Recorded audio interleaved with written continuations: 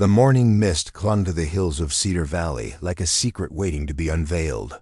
Dr. Elena Hartwell had no idea that her carefully ordered world was about to collide with a force of nature that would challenge everything she thought. She knew about strength, gentleness, and the power of human connection.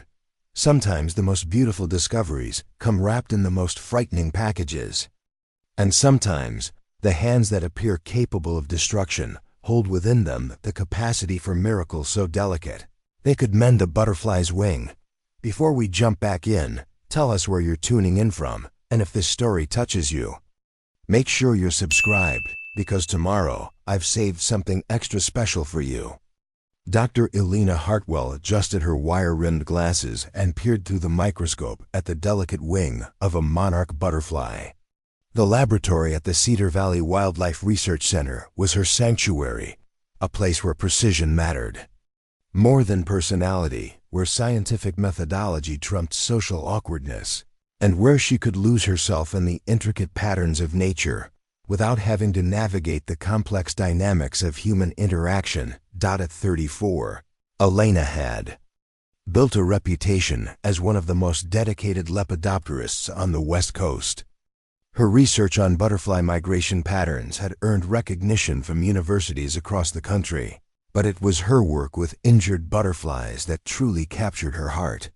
In her specialized laboratory, she had developed techniques for repairing damaged wings that many considered impossible, microscopic surgery that required steady hands, infinite patience, and an almost supernatural understanding of the delicate creatures she devoted her life to protecting.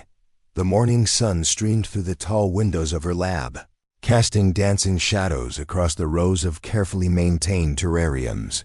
Each enclosure housed butterflies in various stages of recovery, their wings bearing the careful patchwork of Elena's surgical interventions. Some had been damaged by storms, others by predators, and a few by the careless actions of humans who never realized the fragility of the creatures they encountered. Elena's latest patient was a female monarch whose left wing had been torn nearly in half during the previous week's unexpected thunderstorm. The butterfly lay motionless under a gentle heat lamp, sedated with a carefully measured dose of carbon dioxide that would keep her still during the delicate procedure Elena was planning. Using tools so fine they could barely be seen with the naked eye, Elena had already begun the painstaking process of cleaning the wound and preparing the wing for reconstruction. The work required absolute concentration. One tremor, one moment of distraction, and months of migration instinct could be destroyed forever. Elena had learned to quiet her mind completely during these procedures, to become an extension of her instruments, to breathe with the rhythm of the butterfly's barely perceptible life force. It was this state of total focus that made the sudden commotion outside so jarring. Raised voices carried through the usually peaceful morning air, followed by the sound of heavy footsteps and what sounded like furniture being moved. Elena frowned, her concentration broken. The Cedar Valley Research Center was located in a converted Victorian mansion on the outskirts of town, surrounded by 40 acres of protected woodland. Disturbances were rare, and Elena had specifically chosen this location for its isolation from the chaos of urban life. Setting down her microscalpel with careful precision, Elena moved to the window that overlooked the center's main courtyard. What she saw made her breath catch in her throat. A massive truck had pulled up to the building's service entrance, and two men were attempting to unload what appeared to be an enormous shipping crate. But it wasn't the size of the delivery that stopped Elena in her tracks. It was the man directing the operation. He stood at least 6 feet 8 inches tall, with shoulders so broad they seemed to block out the sun. His hands, even at this distance, appeared disproportionately large, and when he gestured to the delivery men, Elena could see the raw power in every movement. He wore simple work clothes that strained against his massive frame, and his dark hair was pulled back in a way that emphasized the strong lines of his face. Elena had heard the rumors, of course. Everyone in Cedar Valley knew about Marcus Thompson, the giant who had moved to the area 6 months ago and taken over the abandoned Whitmore property at the far end of the valley. The stories varied depending on who was telling them, but they all shared common elements. He was a drifter with no permanent address. He kept to himself completely, and he possessed a strength that bordered on superhuman. Mrs. Patterson at the grocery store swore she had seen him lift a fallen tree off the main road single-handedly after a storm. Jim Rodriguez from the hardware store claimed Marcus had bent a steel crowbar with his bare hands when trying to open a stuck shipping container. And Sarah Chun, who ran the local diner, whispered that he ate enough food for 3 men and spoke in a voice so deep it made the windows rattle. But it was the other stories that made Alina's pulse quicken with something that might have been fear. Stories about his temper, about the property damage at his previous residences, about the reasons he never stayed in one place for long. People crossed the street when they saw him coming, and parents hurried their children indoors when his truck rumbled through town. Now he was here, at her research center, and Elena felt a familiar flutter of anxiety in her chest. She had never been comfortable around imposing personalities, and Marcus Thompson was quite possibly the most imposing person she had ever encountered. Even from a distance, through the window, she watched as Marcus examined the shipping label on the enormous crate. His movements were surprisingly careful for someone of his size, and Alina noticed that he took time to ensure the delivery men had proper lifting equipment before allowing them to proceed. Whatever was in that container was clearly fragile, and despite his fearsome reputation, Marcus seemed genuinely concerned about handling it properly. Elena's reverie was interrupted by the arrival of Dr. Richard Brennan, the center's director. Dr. Brennan was a distinguished man in his early 60s who had founded the research facility with his late wife 30 years earlier. He approached Marcus with the confident stride of someone accustomed to dealing with all types of personalities, but Elena could see even from her elevated position that he was somewhat taken aback by Marcus's sheer physical presence. The conversation between the 2 men was brief, conducted in voices too low for Elena to overhear. Dr. Brennan gestured toward the building. Marcus nodded once, and then both men began supervising the careful transport of the mysterious crate toward the center's main entrance. Elena realized, with growing alarm, that they were heading directly for her laboratory. She quickly moved away from the window and attempted to return to her work, but her hands were trembling slightly, and she knew that any surgical procedure requiring her current level of precision would have to wait. The sedated monarch butterfly would remain stable for several more hours, giving Elena time to deal with whatever disruption was about to enter her carefully controlled environment. The sound of footsteps in the hallway outside her lab grew louder, accompanied by the careful scraping of something large being maneuvered through the building's narrow corridors. Elena busied herself with organizing her instruments, trying to appear absorbed in routine tasks while her heart hammered against her ribs. Gentle knock on her door made her jump despite her preparation. "Elena?" Dr. Brennan's voice carried its usual warmth, but she could detect an undercurrent of excitement that was unusual for her typically reserved supervisor. "I have someone I'd like you to meet, and something I think you'll find very interesting." Elena took a deep breath, smoothed her lab coat, and opened the door. Dr. Brennan stood in the hallway wearing an expression of barely contained enthusiasm, and behind him, seeming to fill the entire corridor with his presence, was Marcus Thompson. Up close, Elena's first impression was of overwhelming scale. Marcus wasn't just tall, he was built like something from mythology, with muscles that spoke of a lifetime of physical labor and hands that could easily span the width of her shoulders. But it was his eyes that surprised her most. Despite the intimidating stories she had heard, despite the sheer physical power he radiated, his eyes held a gentleness that seemed almost incongruous with the rest of his appearance. "Dr. Hartwell," Dr. Brennan said formally, "I'd like you to meet Marcus Thompson." "Marcus, this is our head lepidopterist, Dr. Elena Hartwell."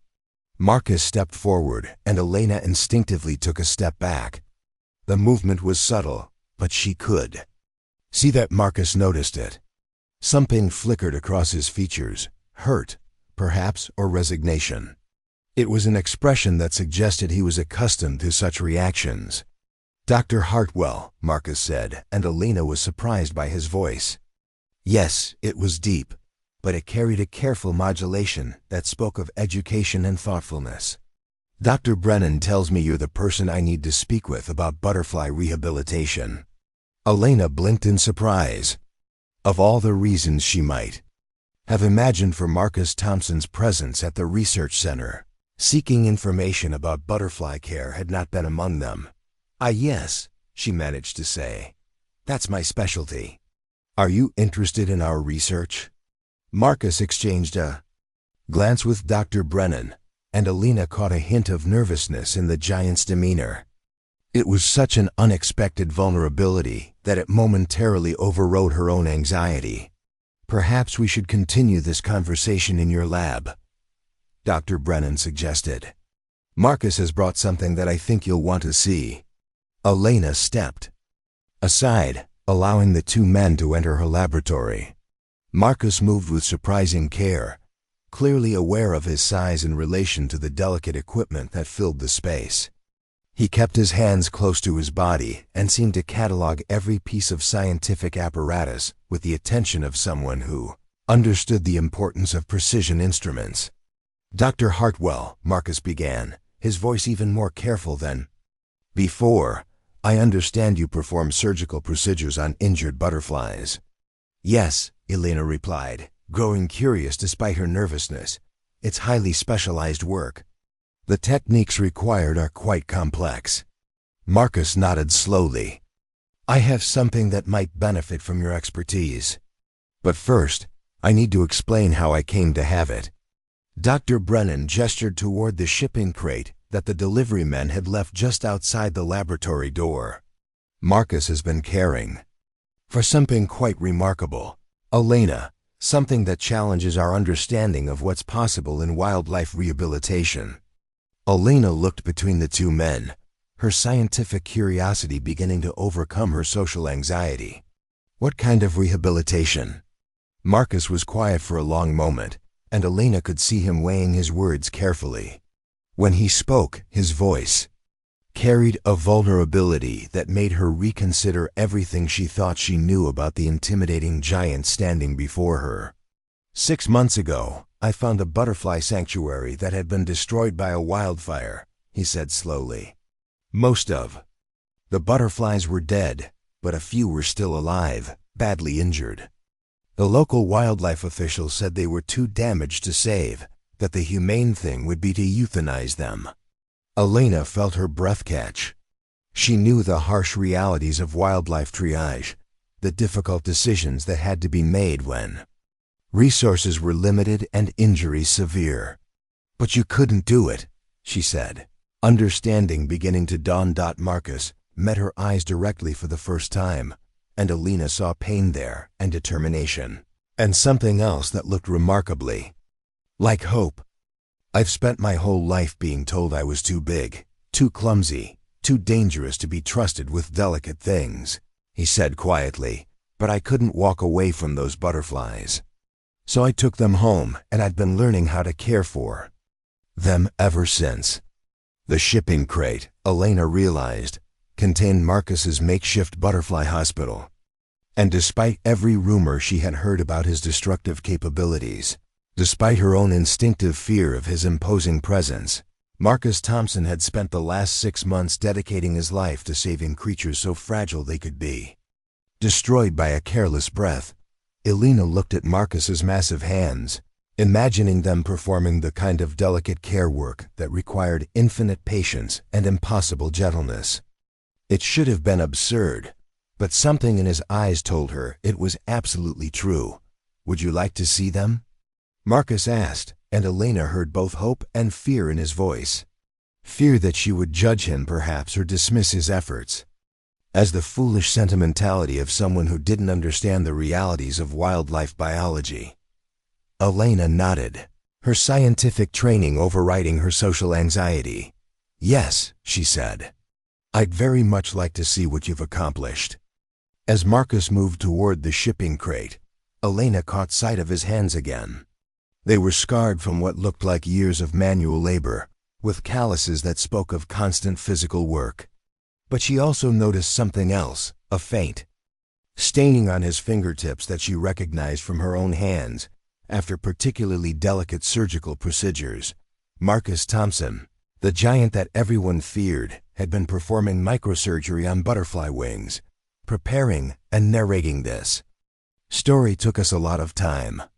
So if you are enjoying it, subscribe to our channel. It means a lot to us. Now back to the story.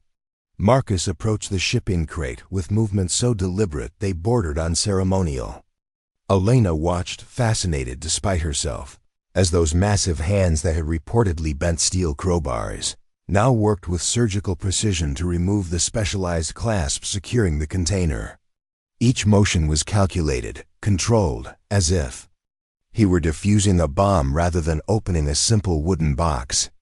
"The temperature inside needs to remain constant," Marcus explained as he worked, his deep voice dropping to barely above a whisper.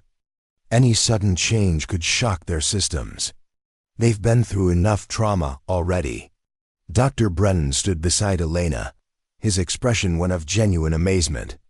In 30 years of running the research center, he had encountered every type of wildlife enthusiast imaginable, from passionate amateurs to renowned scientists. But he had never seen anyone approach the care of injured butterflies with the level of sophisticated understanding that Marcus was demonstrating. As the lid of the crate lifted away, Elena caught her first glimpse of what lay inside, and her breath stopped entirely. The interior of the shipping container had been transformed into a portable laboratory that rivaled her own sophisticated setup. Climate control systems hummed quietly along the sides, maintaining precise temperature and humidity levels. Specialized lighting fixtures provided the exact spectrum needed for butterfly health. And scattered throughout the space were dozens of tiny enclosures, each one custom-built to accommodate butterflies in various stages of recovery. But it was the butterflies themselves that made Elena's heart race with professional excitement and personal awe. She had expected to see the kind of makeshift rehabilitation that well-meaning amateurs typically attempted. Crude splints made from twigs, wings held together with inappropriate adhesives, the sort of interventions that often did more harm than good despite the best intentions. Instead, she found herself looking at surgical work that displayed a level of skill and precision she had rarely encountered even among trained professionals. A painted lady butterfly rested in the nearest enclosure, its left wing bearing what appeared to be a nearly invisible graft that had been seamlessly integrated with the original wing structure. The repair was so expertly executed that Elena had to look closely to identify where the damaged tissue ended, and the reconstruction began. In another container, a swallowtail displayed wing surgery that made Elena's pulse quicken with admiration. Someone had successfully reattached a completely severed wing section using techniques she had only read about in theoretical journals. The microscopic sutures were placed with mathematical precision, and the healing showed no signs of infection or rejection. "My God," Elena whispered, moving closer to examine the work more carefully. "How did you learn to do this?" Marcus stood back, allowing her full access to the portable laboratory. His expression was guarded, as if he were still uncertain whether her amazement was genuine or merely polite professional courtesy. "Trial and error mostly," he replied. "And a lot of research.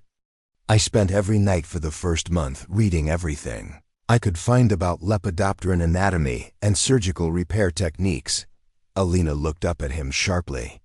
Lepidopteran anatomy was not terminology that casual wildlife enthusiasts typically used. It was the precise scientific language of someone who had delved deeply into the academic literature surrounding butterfly biology. "Where did you find research material that detailed?" she asked. Most of the surgical techniques I'm seeing here are documented only in specialized journals. Marcus's expression grew slightly uncomfortable. The university library in Sacramento has an excellent interlibrary loan program, and there are online databases if you know where to look. Dr. Brennan exchanged a meaningful glance with Elena. Marcus Thompson was revealing himself to be far more educated and sophisticated than the local rumors suggested.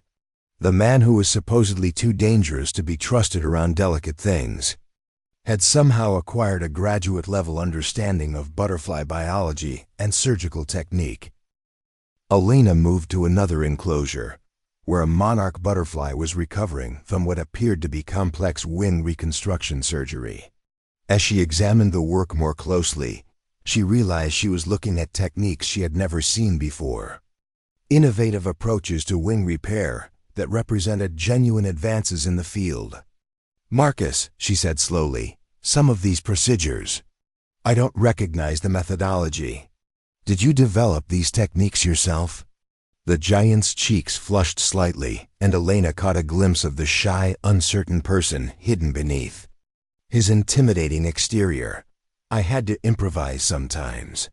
Traditional approaches didn't always work for the severity of injuries I was dealing with." Elena felt her worldview shifting in fundamental ways. The man standing before her hadn't just learned existing butterfly surgery techniques, he had innovated new ones.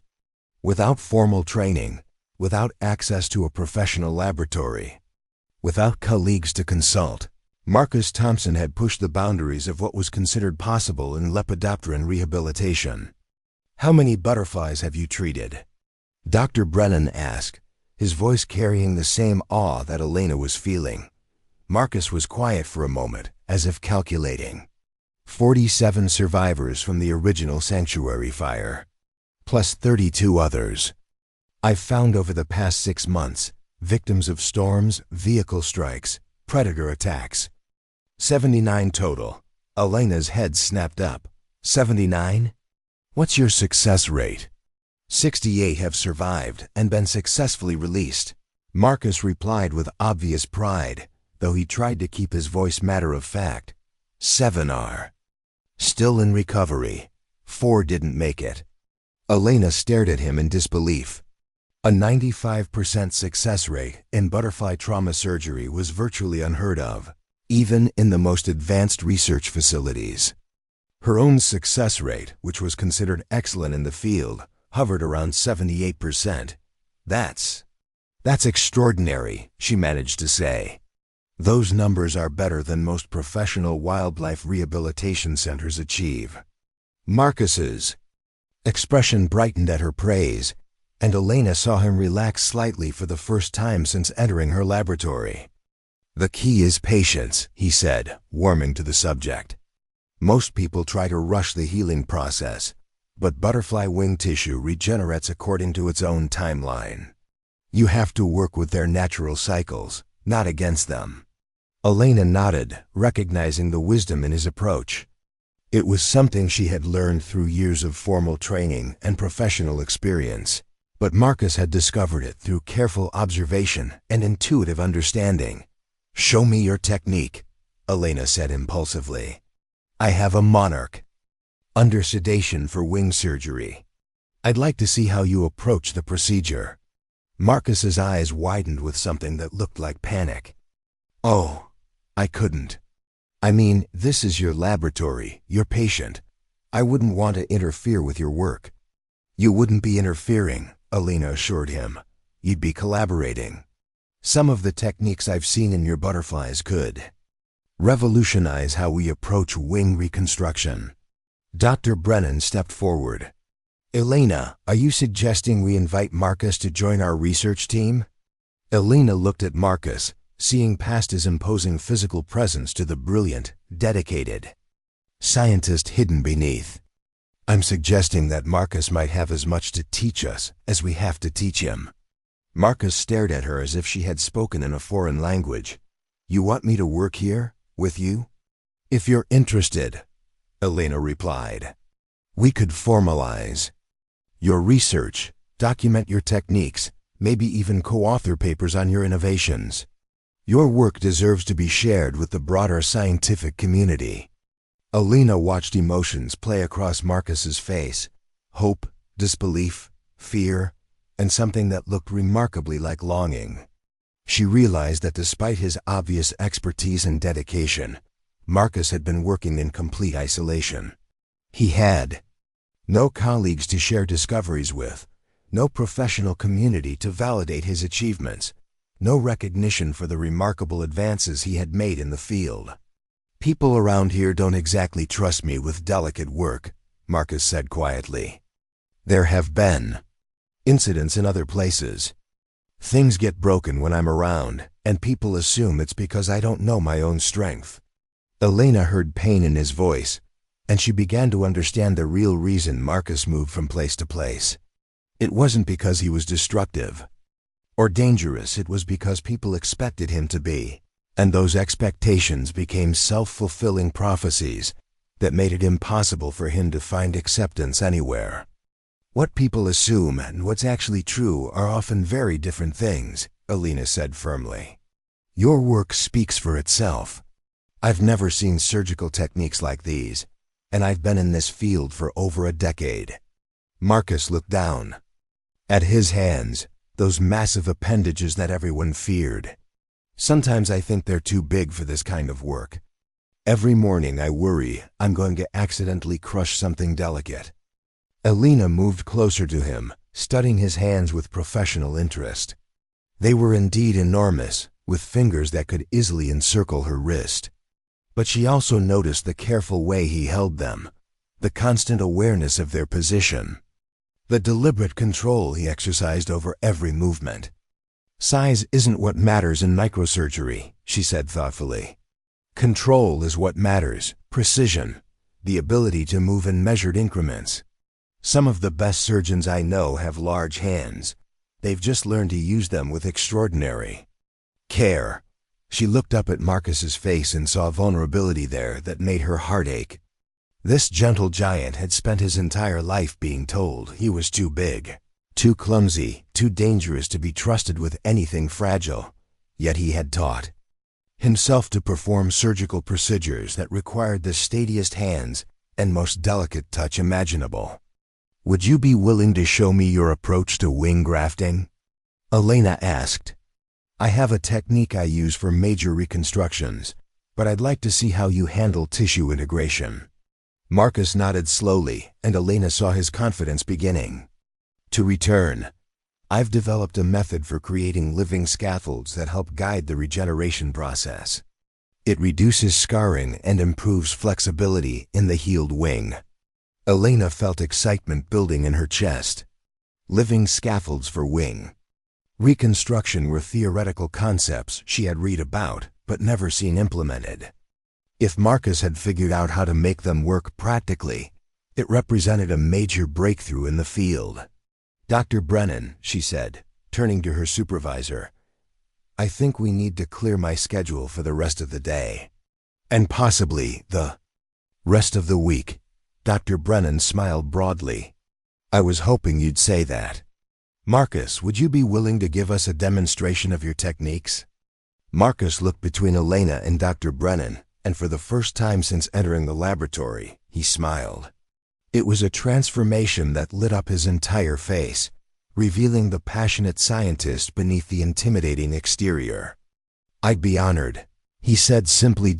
As Elena prepared to witness surgical techniques that could change everything she thought she knew about butterfly rehabilitation, she realized that her carefully ordered world was indeed about to be turned upside down.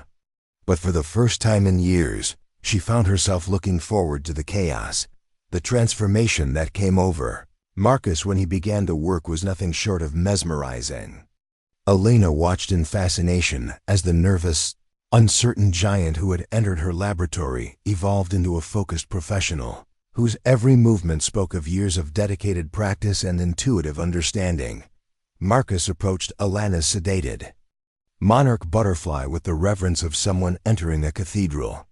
His massive frame seemed to shrink as he settled onto the specialized stool beside her surgical station, and Elena noticed how he adjusted his posture to bring his eye level down to the optimal height for microscopic work. It was a practiced motion that spoke of countless hours spent in similar positions. "The first thing I learned," Marcus said quietly as he examined the butterfly's damaged wing under Elena's high-powered magnification system, "is that every injury tells a story. This tear pattern suggests she was caught in a downdraft during strong winds, probably tried to shelter against a rough surface and got scraped against bark or stone." Elena leaned closer, studying the wing damage through her secondary eyepiece. Marcus was absolutely correct. The irregular edges of the tear, the specific location of the damage, and the pattern of surrounding stress fractures all pointed to exactly the scenario he had described. It was the kind of diagnostic insight that typically took years of experience to develop. "You can read all that from the wing structure?" Elena asked, genuinely impressed. Marcus nodded, his attention completely absorbed by the delicate creature before them. "Wing damage is like a fingerprint. Storm injuries look different from predator attacks, which look different from human interference. Once you learn to recognize the patterns, you can design your repair strategy to address the specific type of trauma." Elena had been performing butterfly surgery for over a decade, but she had never thought to categorize injuries so systematically. Her approach had always been to treat each case individually, but Marcus's method suggested a more scientific framework that could potentially improve success rates across the board. "Show me how you would approach this particular repair," Elena said, stepping back to give Marcus full access to her equipment. Marcus hesitated for a moment, his eyes moving uncertainly between Elena and the butterfly. "Are you sure? This is incredibly expensive equipment, and if I accidentally—" "Marcus," Elena interrupted gently, "you've successfully treated 79 butterflies with improvised tools in a makeshift laboratory. I think my equipment is probably safe in your hands." The confidence that spread across Marcus's features at her words was beautiful to witness. Elena realized that she might be the first person in years to express genuine trust in his abilities with delicate work. Marcus began by adjusting Elena's microscope settings with minute precision, his large fingers moving over the controls with surprising dexterity.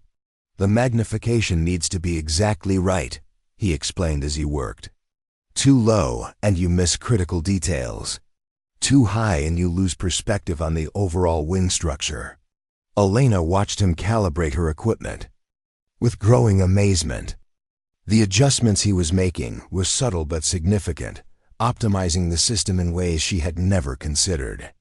When he finished, the view through the eyepiece was noticeably clearer and more detailed than her standard setup. "How did you know to make those modifications?"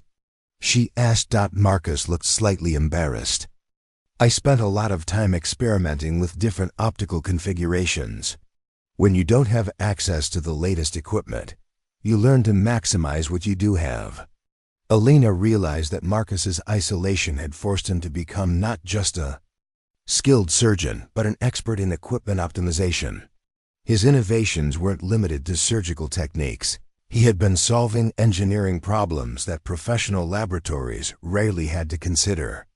"Now," Marcus continued, "the key to this type of repair is understanding the wing's natural stress patterns." He indicated the network of veins that form the butterfly's wing structure. "These aren't just decorative, they're the equivalent of a suspension bridge's support cables. Any repair that doesn't account for these stress lines will fail during flight." Elena nodded, recognizing the engineering principles Marcus was describing. But she had never seen anyone apply them so systematically to butterfly wing reconstruction. Marcus selected a microscalpel from Elena's instrument tray, testing its weight and balance with the careful attention of a master craftsman evaluating a new tool. "Your instruments are beautiful," he said admiringly. "Much more precise than anything I've been able to improvise. What have you been using for microsurgery?" Elena asked, Curious about how Marcus had achieved such remarkable results with improvised equipment, Marcus's cheeks reddened slightly. Mostly tools I modified myself. Watchmaker's equipment, jeweler's implements, even some things I adapted from electronics repair kits.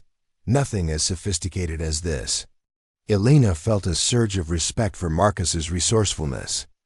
To achieve professional quality results with amateur equipment required not just skill, but genuine innovation and problem-solving ability. "Watch the angle as I make the initial incision," Marcus said, beginning the delicate process of preparing the torn wing for reconstruction.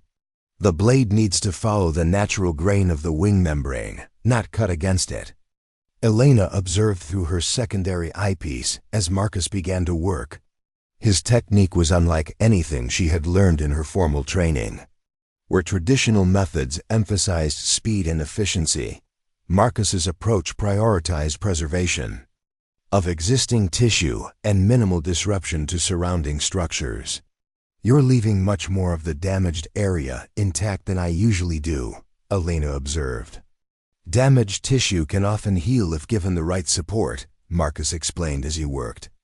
"Removing it entirely means the butterfly has to regenerate more material, which takes longer and uses more energy. If you can save even 20% of the original structure, it significantly improves the healing timeline." Elena watched, fascinated, as Marcus demonstrated tissue preservation techniques she had never encountered. His movements were incredibly precise despite the size of his hands, and she found herself studying the way he controlled such powerful appendages with microscopic accuracy. "The secret," Marcus said, apparently noticing her attention, "is to think of your hands as extension tools rather than direct manipulators. You're not gripping the instrument, you're becoming part of it." Elena tried to implement his suggestion, adjusting her own grip on a secondary tool. The improvement in control was immediately noticeable. "That's remarkable," she said. "I've been performing these procedures for years, but I've never thought about hand positioning in quite that way." Marcus smiled, and Elena caught a glimpse of the passionate teacher hidden beneath his reserved exterior. Size becomes an advantage once you learn to use it properly. Large hands are actually more stable than small ones. They can absorb microtremors that would interfere with precision work. Elena had always considered her relatively small hands an asset for delicate surgery, but Marcus's explanation made her reconsider the relationship between physical attributes and surgical skill. "Now comes the really innovative part," Marcus said, reaching into his portable kit for what appeared to be a tiny piece of biological material. "This is where I diverge completely from traditional reconstruction methods." Elena leaned closer, trying to identify the material Marcus was preparing. It appeared to be organic, with a texture that reminded her of silk, but with structural properties she couldn't immediately place. "What is that?" she asked. Marcus's expression grew animated with enthusiasm. "Spider silk. Specifically, silk from golden orb weavers. It has tensile strength that exceeds steel pound for pound, but with flexibility that makes it perfect for wing reconstruction scaffolding." Elena's eyes widened. She had read theoretical papers about using spider silk in biological repair work, but she had never seen it implemented practically. "How do you harvest it? How do you process it for surgical use?" "Very carefully," Marcus replied with a grin, and with a lot of patience. "I maintain relationships with several orb weaver colonies around my property. The silk has to be collected fresh and processed within hours to maintain its optimal properties." Elena watched in amazement as Marcus began incorporating the spider silk into the butterfly's wing reconstruction. His technique was revolutionary, using the silk fibers to create a supportive framework that would guide the butterfly's natural healing process while providing structural integrity during recovery. "This is incredible," Elena breathed. "You're essentially creating a biological prosthetic that becomes part of the wing structure." Marcus nodded, his concentration complete as he worked. The butterfly's own tissue grows around the silk framework, eventually integrating it so completely that the repair becomes stronger than the original wing. Elena realized she was witnessing the birth of an entirely new field of study. Marcus had developed techniques that represented fundamental advances in biological engineering, and he had done it all working alone in a converted barn with improvised equipment. "Marcus," she said quietly, "this work needs to be published. The scientific community needs to know about these innovations." Marcus paused in his work, looking up at Elena with uncertainty. "I never finished college. I don't have credentials or institutional affiliations. Who would take seriously research from someone like me?" Elena felt anger rise in her chest at the self-doubt she heard in Marcus's voice. Someone, multiple someones probably, had convinced this brilliant man that his lack of formal credentials made his discoveries worthless. Some of the most important innovations in science have come from people working outside traditional academic structures, she said firmly. "What matters is the quality of the work, not the letters after your name." Dr. Brennan, who had been observing the procedure in fascinated silence, stepped forward. "Elena is absolutely right. Marcus, what you've accomplished here represents breakthrough research that could revolutionize the field. The Cedar Valley Research Center would be honored to provide institutional support for publishing your work." Marcus's hands stilled completely, and Elena saw tears forming in his eyes. "You would do that? Even though You're not just anything," Elena interrupted. "You're a pioneering researcher whose innovations could help save thousands of butterflies worldwide. Your methods could be adapted for other species, other types of biological repair work. This is groundbreaking science." Marcus looked down at the butterfly he was treating, its wing now reinforced with his revolutionary spider silk framework. When he looked back up, Elena saw determination replacing uncertainty in his expression. "Then let's finish this procedure," he said quietly. "And then maybe you can help me understand how to share this work with the world." Elena smiled, feeling excitement building in her chest. She had entered this day expecting to perform routine surgery on a damaged monarch butterfly. Instead, she had discovered a partner whose innovations could transform everything she thought she knew about biological repair and regeneration. The butterfly on the surgical table was going to heal with a wing stronger than nature had originally provided. And Elena suspected that her own life was about to undergo a similar transformation. 3 days later, Elena found herself driving through the winding back roads of Cedar Valley toward Marcus's property, her mind racing with anticipation and nervous energy. The butterfly they had operated on together was recovering beautifully in her laboratory, but Marcus had insisted she needed to see his full operation to truly understand the scope of his innovations. What she discovered when she arrived at the old Whitmore property challenged every assumption she had made about the mysterious giant who had captured her professional admiration. The property itself was a study in contrasts. The main house, a sprawling Victorian farmhouse that had seen better days, showed obvious signs of careful renovation. New shingles replaced weather-damaged sections of the roof, and the wraparound porch had been reinforced with precisely fitted supports that spoke of skilled craftsmanship. But it was the collection of outbuildings scattered across the property that truly captured Elena's attention. Marcus emerged from what appeared to be a converted barn as Elena's car pulled into the gravel driveway. He moved with that same careful deliberation she had observed in her laboratory, as if perpetually aware of his size in relation to his surroundings. But here, on his own property, there was a confidence in his bearing that had been missing during his visit to the research center. "Dr. Hartwell," he called, approaching her car with a genuine smile that transformed his entire face. "Thank you for coming. I know it's a bit out of the way." Elena stepped out of her vehicle, immediately struck by the peaceful atmosphere of the place. The property was surrounded by dense woodland that provided natural privacy, and she could hear the sound of running water somewhere nearby. It was exactly the kind of isolated sanctuary she would have chosen for sensitive wildlife work. "Please call me Elena," she said, returning his smile. "And this isn't out of the way at all. It's beautiful here." Marcus's expression brightened at her praise. "The previous owners let it run down quite a bit, but the bones of the place are solid. And the location is perfect for what I'm trying to accomplish." Elena followed Marcus toward the converted barn, noting the subtle modifications he had made to the structure.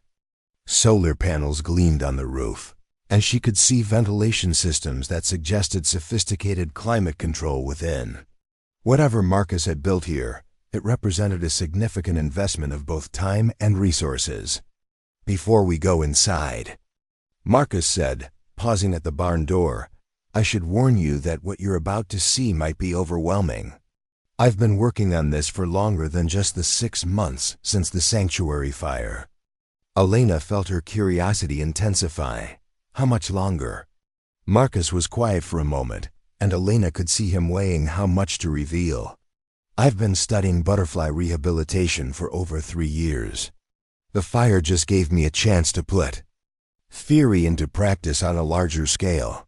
Elena stared at him in surprise. 3 years? "But I thought you said you learned everything through trial and error after finding the burned sanctuary." Marcus's cheeks reddened slightly.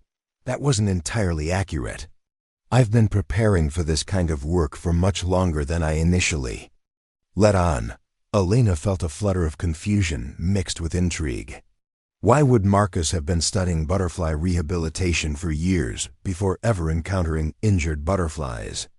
What had motivated such specialized preparation? "I think," Marcus said carefully, "it would be easier to show you than to explain." Marcus opened the barn door, and Elena stepped into a world that took her breath away completely. The interior of the barn had been transformed into the most sophisticated butterfly rehabilitation facility Elena had ever seen. Climate-controlled chambers lined the walls, each one precisely calibrated for different species and stages of recovery.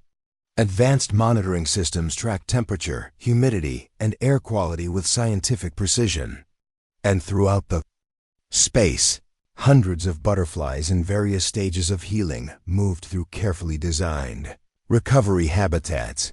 But it was the central workspace that made Elena's heart race with professional excitement. Marcus had constructed a surgical suite that rivaled anything she had seen in major research institutions. Multiple microscope stations, each equipped with the latest imaging technology. Instrument sterilization systems that maintained hospital-grade cleanliness standards. And storage systems for biological materials that demonstrated understanding of preservation techniques she had only read about in advanced journals. "My God," Elena whispered, moving deeper into the facility. "How did you build all this?" Marcus followed her, his expression a mixture of pride and vulnerability. "Very carefully and over a long period of time. Most of the equipment I built myself, based on specifications I found in research papers." Elena turned to stare at him. "You built this equipment yourself?" Marcus nodded, looking almost embarrassed by the admission. "Commercial scientific equipment is extremely expensive, and most manufacturers don't sell to individuals without institutional credentials. I had to learn to fabricate everything from scratch." Elena examined one of the microscope stations more closely, recognizing components that would have cost tens of thousands of dollars if purchased from scientific suppliers. But Marcus had somehow assembled equivalent functionality using commercially available parts and custom engineering. "This is extraordinary," she said, her voice filled with genuine awe. "You've essentially built a private research institution." "I had help," Marcus said quietly. "There's someone I'd like you to meet." Elena turned to see an elderly woman emerging from one of the climate-controlled chambers. She was small and bird-like, with silver hair pulled back in a practical bun, and eyes that sparkled with intelligence and warmth. Despite her diminutive stature, she moved with the confident efficiency of someone completely comfortable in the sophisticated laboratory environment. "Elena, I'd like you to meet Dr. Dorothy Chambers," Marcus said formally. "Dr. Chambers, this is Dr. Elena Hartwell from the Cedar Valley Research Center." Elena felt her jaw drop. Dr. Dorothy Chambers was a legend in the field of entomological research. Her groundbreaking work on insect neurology had revolutionized understanding of arthropod behavior and cognition. Elena had read her papers as a graduate student and considered her one of the foundational figures in modern butterfly biology. "Dr. Chambers," Elena managed to say, extending her hand. "It's an incredible honor to meet you. I've studied your work extensively." Dr. Chambers smiled warmly, her handshake firm despite her advanced age. "The honor is mine, my dear. Marcus has told me wonderful things about your surgical techniques and your collaborative spirit." Elena looked between Marcus and Dr. Chambers, her mind struggling to process this unexpected connection. "How do you two know each other?" Dr. Chambers and Marcus exchanged a glance that spoke of shared history and mutual affection. "Marcus was one of my research assistants during my final years at Stanford," Dr. Chambers explained. "One of the most gifted students I ever had the privilege to work with." Elena felt the pieces of Marcus's story beginning to rearrange themselves in her mind. "You worked at Stanford? But I thought you said you never finished college." Marcus looked uncomfortable, and Dr. Chambers stepped in gently. Marcus completed his undergraduate degree in bioengineering with highest honors. He was accepted into our graduate program and began what promised to be groundbreaking doctoral research. But circumstances intervened. Elena could see pain flicker across Marcus's features, and she sensed that whatever had interrupted his academic career had been traumatic. "What happened?" Elena asked softly. Marcus was quiet for a long moment, his eyes fixed on one of the recovery chambers where a small group of butterflies was feeding. When he spoke, his voice carried old hurt that made Elena's heart ache. "There was an accident in the laboratory," he said slowly. "A piece of equipment malfunctioned while I was working late one night. The resulting fire destroyed months of research, data, and damaged expensive instruments." Elena waited, sensing there was more to the story. "The investigation concluded that the equipment failure was due to improper handling," Marcus continued. "My size and strength were cited as contributing factors. The insurance company refused to cover the damages, claiming gross negligence. The university was forced to ask me to leave the program." Elena felt anger building in her chest. "They blamed you for an equipment malfunction?" Dr. Chambers's expression hardened. "It was a travesty of justice. I fought the decision, but institutional politics and insurance pressures prevailed. Marcus was made a scapegoat for a systemic failure." Elena looked at Marcus with new understanding.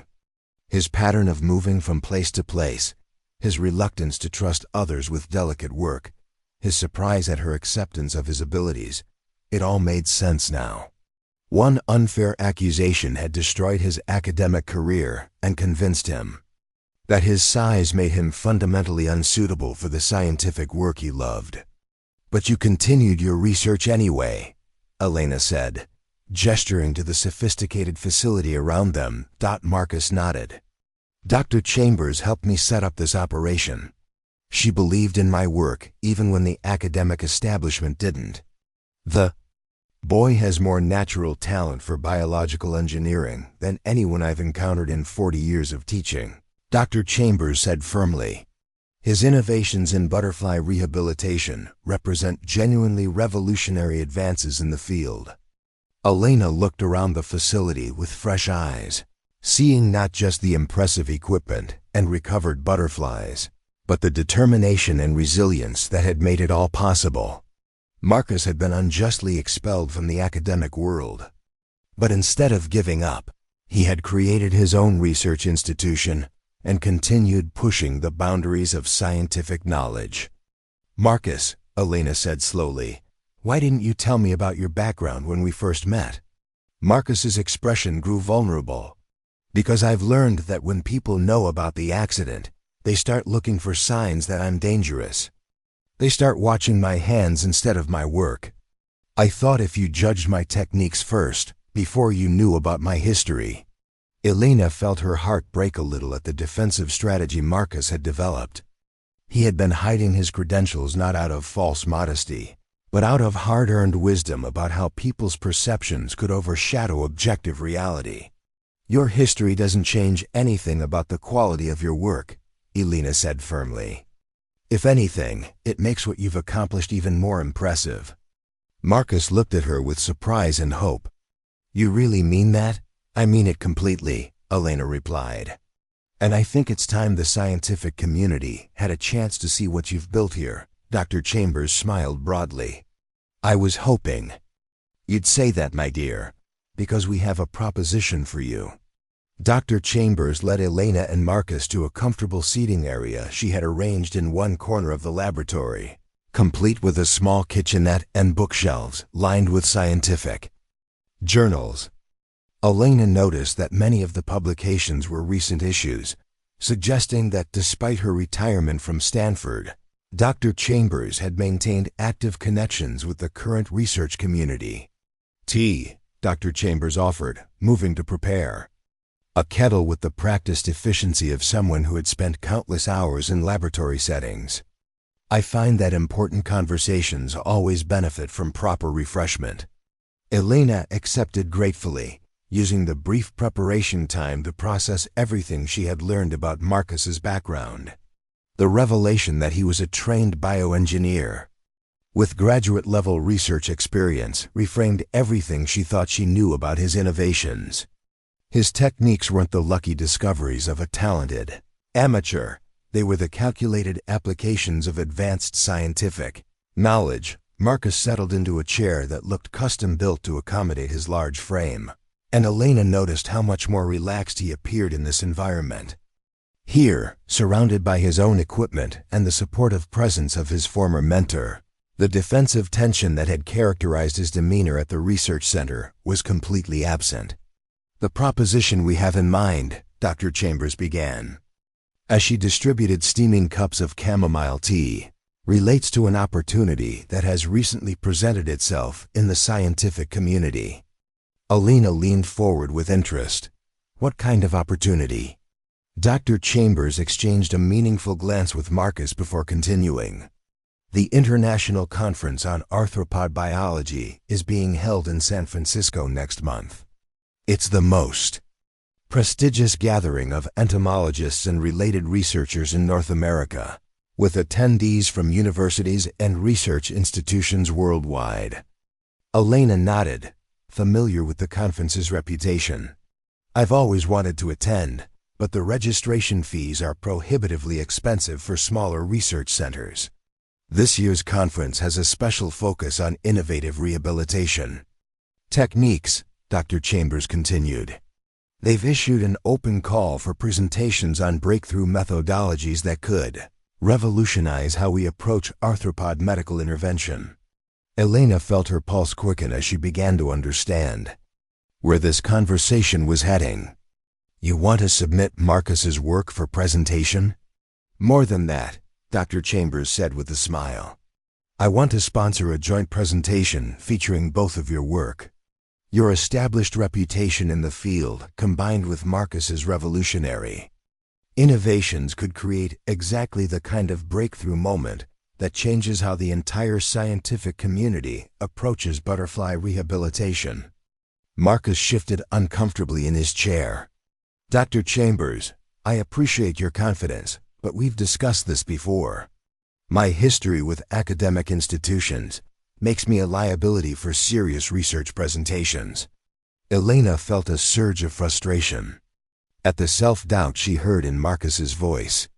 "Marcus, you've developed techniques that could save thousands of butterflies worldwide. How is that a liability?" Dr. Chambers nodded approvingly at Elena's response. "Precisely my point. The scientific community needs to see this work, and they need to understand that innovation can come from unexpected sources." "But what if they ask about my background?" Marcus asked. "What if someone recognizes me from the Stanford incident?" Elena leaned forward, her voice firm with conviction. Then we tell them the truth. We explain that you were unfairly scapegoated for an equipment failure, and that instead of letting that injustice destroy your career, you used it as motivation to build something even better. Dr. Chambers smiled broadly. Elena, you have excellent instincts. The most powerful presentations often come from researchers who have overcome significant obstacles to achieve their breakthroughs. Elena looked at Marcus, seeing the internal struggle playing out across his features. She could understand his reluctance. Presenting at a major conference would expose him to exactly the kind of professional scrutiny he had been avoiding for years.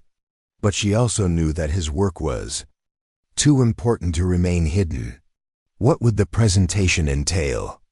Elena asked, wanting to understand the full scope of what they were considering. Dr. Chambers pulled out a tablet and began outlining the conference requirements. 20-minute presentation followed by a 10-minute question and answer session. The audience would include leading researchers from major universities, representatives from wildlife conservation organizations, and journalists covering scientific innovations. Elena felt her own nervousness building at the thought of presenting to such a distinguished audience.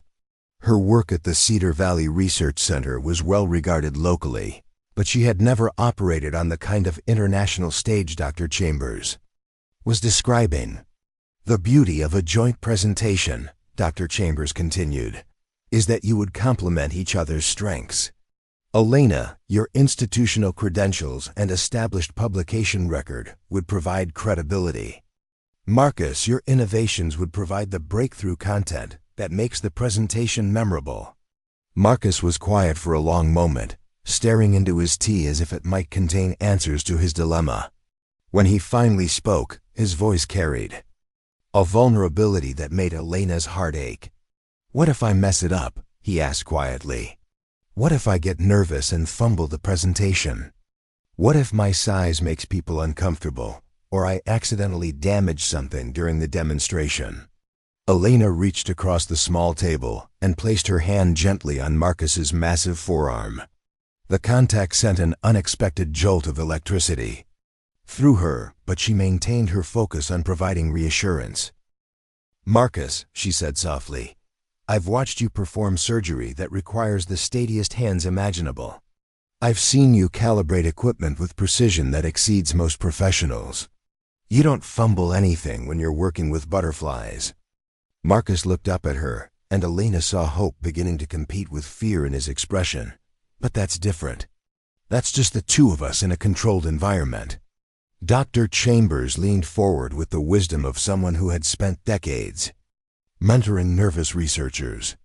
Marcus, the key to successful presentations isn't eliminating nervousness. It's channeling that energy into passion for your subject. When you talk about butterfly rehabilitation, your enthusiasm is infectious. Trust that feeling. Elena nodded in agreement. Besides, we'd be presenting together. If you get overwhelmed, I can step in. If I lose track of the technical details, you can provide clarification. We'd be a team. The word team seemed to resonate with Marcus in a way that Elena hadn't expected.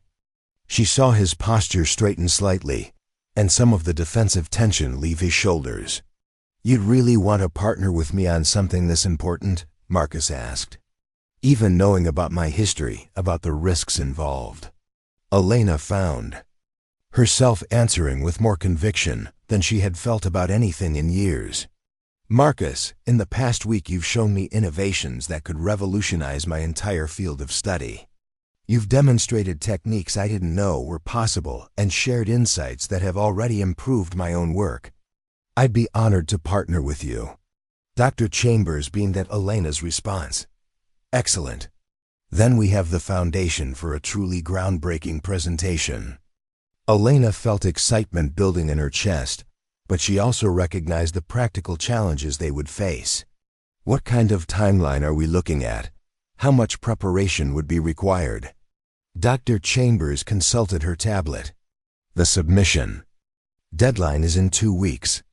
We'd need to prepare an abstract, select representative case studies, and develop a presentation outline that effectively communicates your joint methodology. 2 weeks? Marcus looked overwhelmed. That's not much. Time to prepare for something this significant. Alina's mind was already racing with possibilities. Actually, it might be perfect timing. We have the butterfly we operated on together, which should be fully healed by then. We could document her recovery as a real-time case study. Dr. Chambers nodded enthusiastically. Brilliant.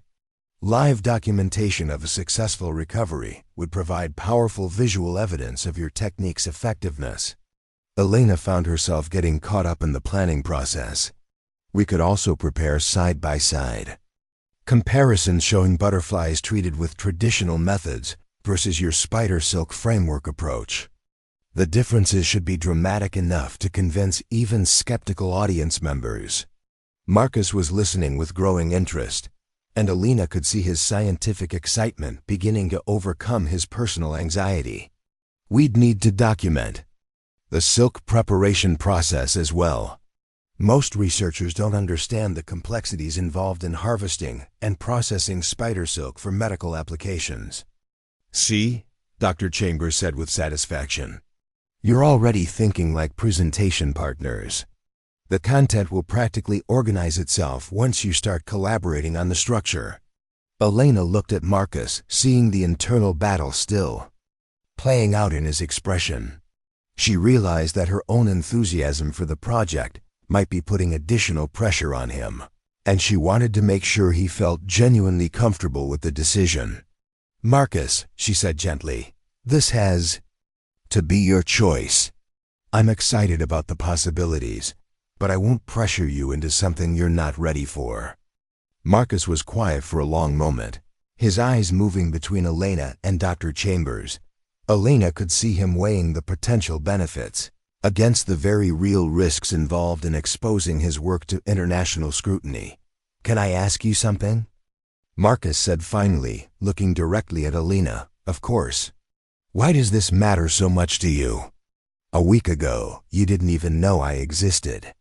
Now you're willing to stake your professional reputation on presenting my work to the most important conference in our field. Elena found herself pausing to consider the question seriously. Why was she so committed to helping Marcus share his innovations? Was it purely scientific interest, or something more personal? Because, she said slowly, I've spent my entire career trying to perfect techniques that you've already surpassed. But more than that, I've watched you work, and I've seen how much you care about the butterflies you treat. That kind of dedication deserves recognition, not hiding. Elena took a breath, realizing she was about to reveal more of her feelings than she had intended. And because I think you're brilliant, and I think the scientific community has already lost too much by not having access to your insights. Marcus stared at her for a moment, and Elena saw surprise, gratitude, and something else she couldn't quite identify flickering across his features. All right, he said quietly. Let's do it. Let's show them what's possible when people stop making assumptions about who can and can't do delicate work. Dr. Chambers clapped her hands together with delight. Wonderful. I'll begin the submission process immediately. Elena felt a surge of excitement mixed with nervousness. In 2 weeks, she and Marcus would be standing before the most distinguished audience in their field, presenting work that could change everything people thought they knew about butterfly rehabilitation. But as she looked at Marcus's determined expression, Elena realized that the presentation itself was only the beginning. Whatever happened at the conference, her partnership with this remarkable man was going to transform both of their careers in ways neither of them could yet imagine. The next 10 days passed in a whirlwind of preparation that transformed both Elena's laboratory and Marcus's facility into centers of intense collaboration. Elena found herself spending more time at Marcus's property than at the research center, drawn not only by the superior equipment he had built, but by the infectious enthusiasm he displayed when working in his element. Marcus had thrown himself into the presentation preparation with a focus that was both inspiring and slightly overwhelming. Elena arrived each morning to find him already deep in work, having risen before dawn to document procedures, organize case studies, and refine the visual materials they would need for their presentation. His dedication was absolute, but Elena noticed growing signs of stress that concerned her. "Marcus," she said one afternoon, finding him hunched over his computer for what appeared to be the 6th consecutive hour, "you need to take a break." Marcus looked up from the screen, his eyes red-rimmed with fatigue. "I'm almost finished with the comparative analysis charts. Once I get these numbers properly formatted, the charts can wait," Elena interrupted gently. "When was the last time you slept more than 4 hours in a night?" Marcus rubbed his eyes wearily. "Sleep feels like a luxury we can't afford. This presentation has to be perfect, Elena. If we fail in front of that audience, it won't just be embarrassing. It could destroy any chance of getting this work taken seriously." Elena pulled up a chair beside him, close enough that she could see the detailed spreadsheets he had been creating. The level of data analysis was staggering.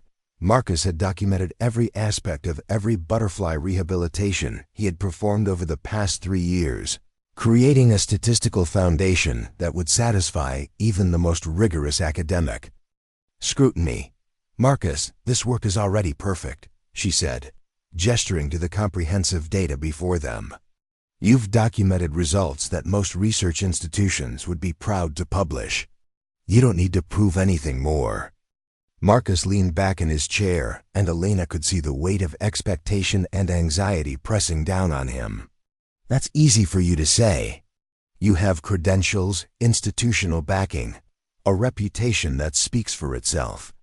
I'm just the guy who got kicked out of graduate school and has been hiding in the woods ever since." Elena felt a flash of frustration at Marcus's persistent self-doubt. "Stop diminishing yourself. You're not just anything. You're a bioengineering genius who has revolutionized an entire field of study while working under conditions that would have defeated most researchers." Before Marcus could respond, the sound of vehicles approaching drew their attention to the window. Elena looked out to see 3 trucks pulling into the driveway, followed by a car she didn't recognize. Her stomach tightened with apprehension as she realized that Marcus's peaceful isolation was about to be disrupted. Marcus moved to the window beside her, his expression immediately growing tense. "Those are county vehicles," he said quietly. "And that car belongs to Dr. Richardson from the State Wildlife Department." Elena felt a chill run down her spine. Dr. Harold Richardson was known throughout the region as a bureaucrat who prioritized regulations over results. His involvement in any wildlife matter typically meant complications and interference. "What could they want?" Elena asked. Marcus's jaw tightened. "Nothing good. In my experience, when officials show up unannounced, they're looking for violations to justify shutting down operations. They don't understand." Elena watched as a group of men in official uniforms emerged from the vehicles, led by a thin, officious-looking man in his 50s who could only be Dr. Richardson. They moved with the purposeful stride of people conducting an investigation, and Elena noticed that several of them carried clipboards and what appeared to be inspection equipment. "Marcus Thompson?" Dr. Richardson called out as he approached the barn. "I'm Dr. Richardson from the State Wildlife Department. We need to speak with you about your activities on this property." Marcus squared his shoulders and moved toward the door, but Elena could see the tension radiating through his massive frame. "What can I do for you, Dr. Richardson?" Dr. Richardson consulted his clipboard with theatrical officiousness. "We've received reports that you've been conducting unauthorized wildlife rehabilitation activities. State regulations require proper licensing and oversight for any facility treating protected species." Elena felt anger building in her chest.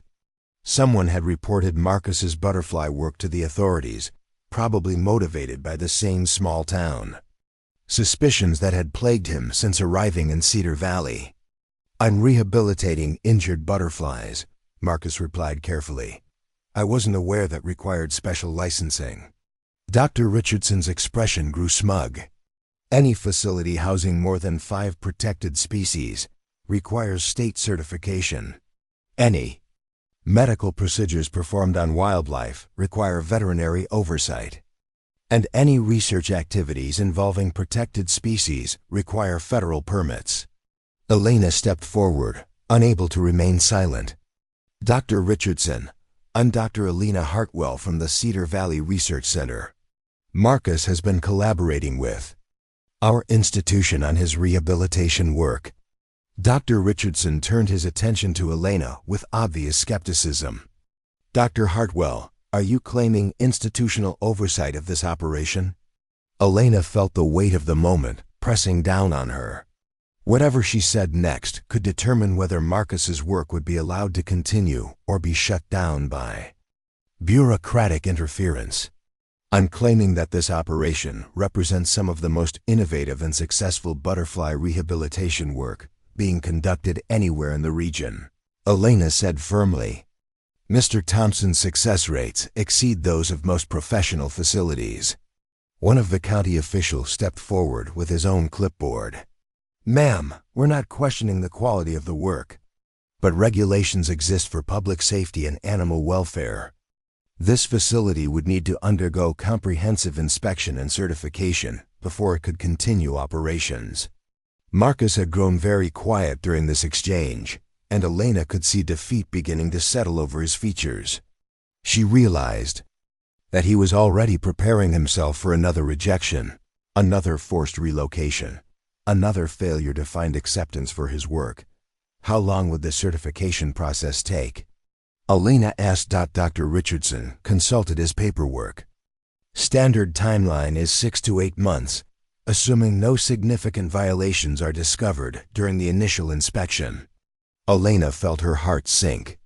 6 months would mean missing the conference, abandoning their presentation, and potentially losing the momentum they had built toward getting Marcus's work recognized by the scientific community. We're scheduled to present our joint research at the International Conference on Arthropod Biology in 2 weeks, Elena said desperately. This work could revolutionize how the entire field approaches butterfly rehabilitation. Dr. Richardson's expression grew even more skeptical. Ms. Hartwell, I'm sure you mean well, but proper regulatory compliance takes precedence over academic presentations. If this facility is operating outside legal parameters, it needs to be shut down immediately, pending proper certification. Elena watched as Marcus's shoulders sagged with resignation. 3 years of dedicated work, months of preparation for their presentation, and the opportunity to finally gain recognition for his innovations, all of it was about to be destroyed by bureaucratic rigidity. But then Elena remembered something Dr. Chambers had mentioned during their planning sessions. The Cedar Valley Research Center held federal permits that allowed for collaborative research with outside partners. If she could establish formal institutional partnership with Marcus's operation, it might provide the regulatory coverage they needed. Dr. Richardson, Elena said, her voice gaining strength as the idea crystallized. What if we could establish immediate institutional oversight through the Cedar Valley Research Center? Dr. Richardson looked skeptical. What kind of oversight? Elena's mind raced as she formulated a plan that could save Marcus's work. Full institutional partnership. Marcus's facility would become a satellite research station of the Cedar Valley Center, operating under our federal permits and regulatory compliance.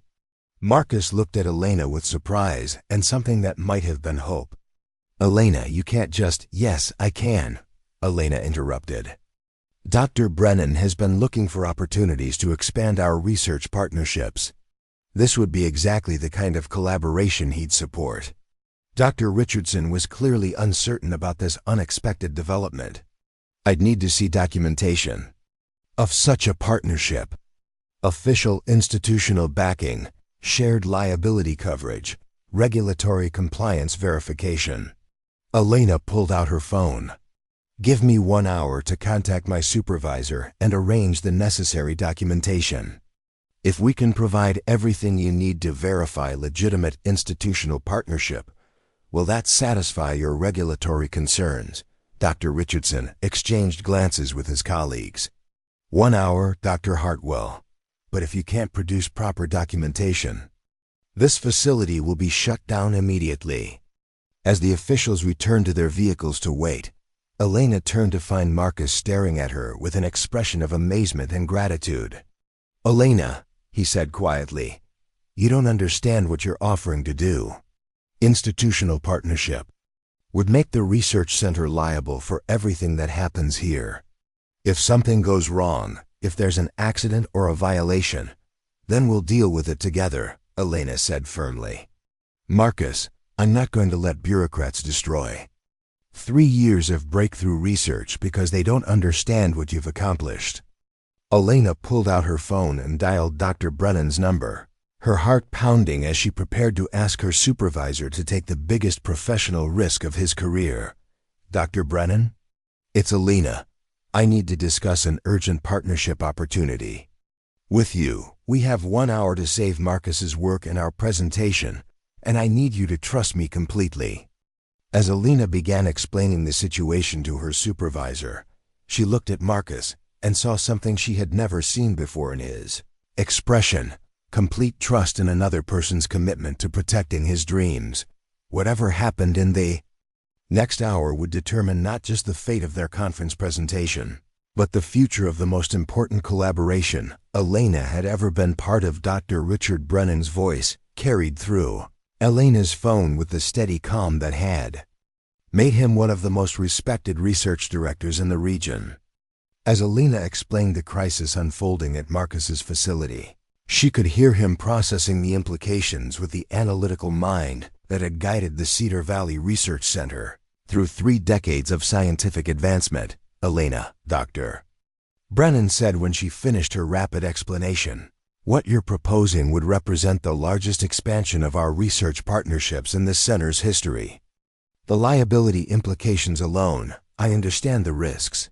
Elena interrupted, watching through the window as Dr. Richardson and his team conducted what appeared to be a preliminary inspection of Marcus's outdoor facilities. "But Dr. Brennan, this isn't just about saving one researcher's work. Marcus has developed techniques that could transform how we approach butterfly rehabilitation worldwide."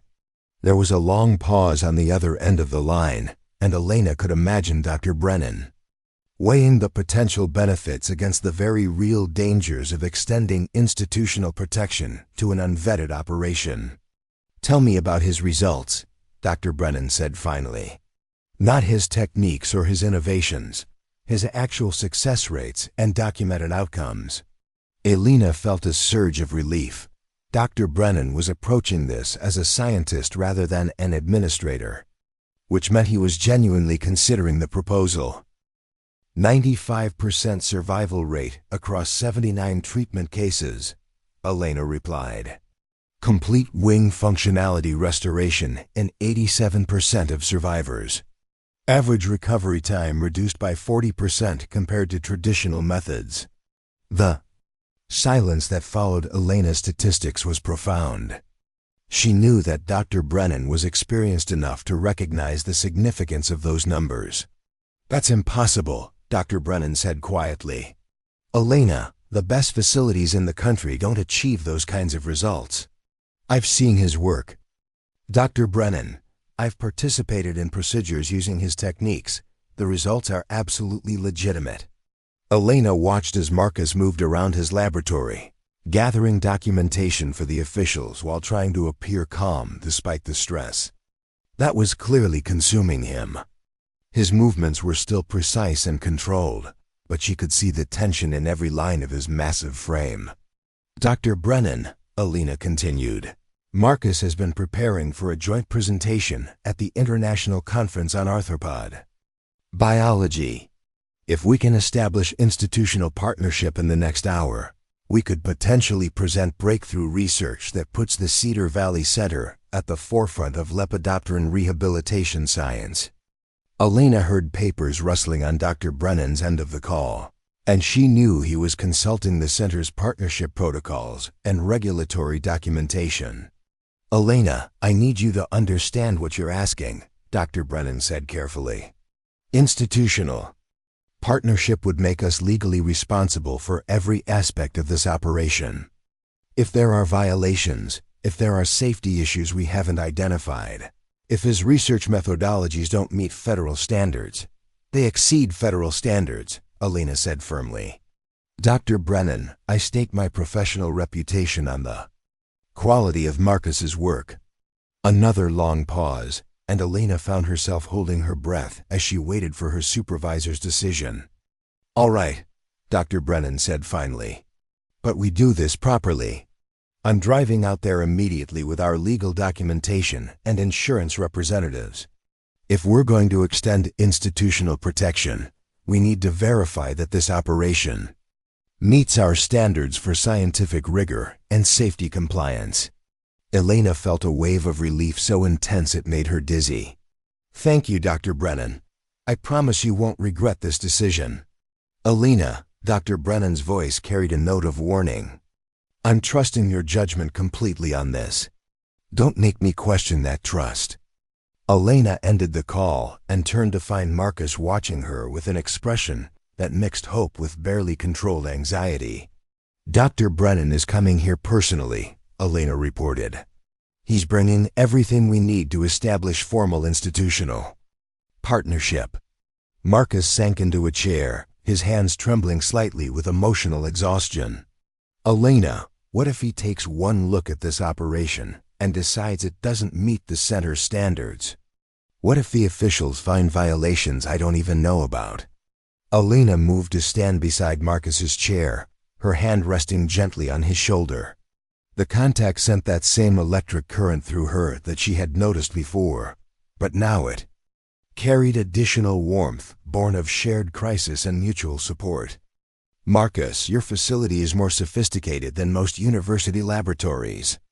Your documentation is more thorough than anything I've seen in professional research. If Dr. Brennan can't see the value in what you've built, then he's not the scientist." "I think he is." Marcus looked up at her, and Elena saw vulnerability that made her heart ache. "Why are you doing this for me? Why are you risking your career for someone you barely know?" Elena found herself pausing to consider the question seriously. Over the past 10 days, her feelings toward Marcus had evolved in ways that surprised her with their intensity and complexity. What had begun as professional admiration had deepened into something that felt dangerously close to emotional dependence. "Because," Elena said slowly, "watching you work has reminded me why I became a scientist in the first place. You have a passion for discovery that's infectious, and a dedication to helping creatures that can't help themselves. That's worth protecting." Elena took a breath, realizing she was about to reveal more than she had intended. "And because I've come to care about you in ways that have nothing to do with your research." Marcus stared at her for a moment, and Elena saw surprise, gratitude, and something deeper flickering in his dark eyes. Before either of them could respond to the emotional undercurrent of her admission, the sound of additional vehicles arriving drew their attention back to the window dock. Dr. Brennan's car was pulling into the driveway, followed by 2 other vehicles that Elena recognized as belonging to the center's administrative and legal staff.